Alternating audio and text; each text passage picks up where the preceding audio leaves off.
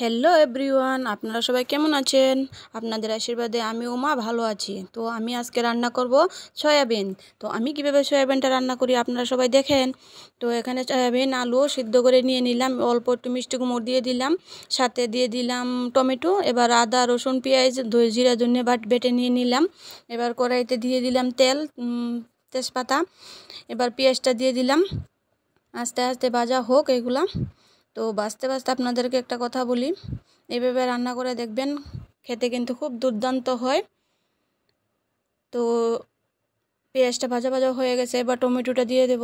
টমেটোটা ভালো করে যাতে পেঁয়াজের সাথে গলে যায় তার জন্য অল্প একটু লবণ দিয়ে দেব। লবণটা দিয়ে দিলে তার মানে কি হয়, পেঁয়াজটা ফটাফট গলে যায়, টমেটোটাও গলে যায়। তো লবণ দিয়ে এবার দিয়ে দেব হলুদ দিয়ে, মশলাটা কষতে থাক এগুলা অল্প একটু।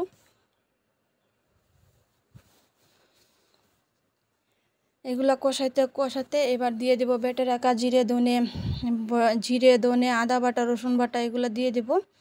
এগুলা দিয়ে দিলাম। এবার এগুলাকে কষতে দিই ভালো করে, অল্প একটু ভালো করে ভাজা ভাজা হোক। মোটামুটি ভাজা ভাজা হয়ে গেছে, এর মধ্যে দিয়ে দেব অল্প একটু জল, যাতে করে আবারও মশলাটা মিশে যায়। অল্প পরিমাণে জল দিয়ে দেবেন। তো দেখুন মশলাটা ভালো করে মিশে যাচ্ছে। এখন দিয়ে দেব সিদ্ধ করে রাখা সয়াবিন আলু আর অল্প মিষ্টি কুমড়, এগুলা দিয়ে দেব। এবং গ্রেভিটা কত সুন্দর হয়েছে দেখুন মশলাটা। এরকম সফটের হয়ে আসলে তখন সময় দিয়ে দিবেন সিদ্ধ করে রাখা সয়াবিন আলু। অনেকে কী করে সয়াবিন আলুকে ভাজতে দেয়, ভাজন লাগে না, আমি এভাবে রান্না করি।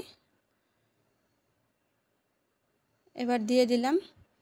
তো দিয়ে গ্যাসের ফ্লেমটাকে একটু কমিয়ে দিয়ে এবার করে নেব, ঢাকনাটা দিয়ে দেব। এবার ঢাকনাটা উঠিয়েছি, 2 মিনিট পরে উঠিয়ে দেখলাম এই যে এরকম হয়েছে। আস্তে আস্তে আপনি অল্প আগুনে ভাজবেন। তো এইভাবে ভাজতে ভাজতে মোটামুটি যখন একটা কালার চলে আসবে তখন দিয়ে দেবেন জল। যে যতটা ঝোল খায় সে পরিমাণে দেবেন, আমি বেশি ঝোল খাই না তাই আমি অল্প পরিমাণে জল দিলাম।